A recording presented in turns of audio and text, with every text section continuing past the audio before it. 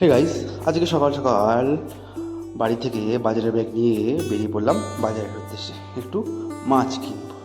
তো দেখতেই পাচ্ছ, চলে এসেছি মধ্যমগ্রাম বাজারে মাছের দোকানে। সারা বাজার ঘুরে এই দোকানটা একটু তেলাপিয়া মাছ কিনবো বলে আসলাম।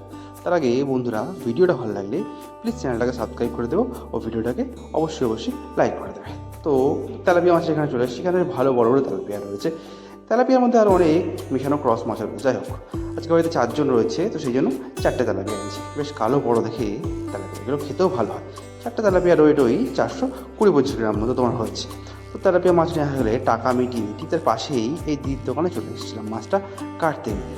তো দেখতেই পাচ্ছ, বেশ মোটামুটি 10-15 মিনিট দাঁড়ানোর পর দিদি 4টে মাছ নিয়ে কাটা শুরু করলো। প্রথমে মাছগুলোকে ভালোভাবে ছাই মাখিয়ে নিল। এই ছাইটা মাখানোর জন্য মাছগুলো আর বড়িতে স্লিপ করবে না। তারপরে এক এক করে আঁশ ছাড়ালো এবং ডানাগুলো ছাড়িয়ে, কানকোটা ছাড়িয়ে বেশ নাড়িভুড়িগুলো বার করে দিল। বন্ধুরা, বটিটাকে ভালোভাবে দেখে থাকলো। এত বড় বটিতে এরা কত সহজেই মাছের আঁশটা ছাড়ায়, যা এই বটি দেখে আমাদের নিজেরই ভয় লেগে যায়।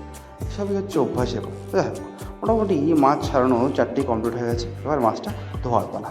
এই জলের মধ্যে চুবড়ির ওপরে মাছগুলোকে ভালোভাবে ধুয়ে নিল, যার ফলে বাইরের সব ছাই টাইগুলো পরিষ্কার হয়ে গেল।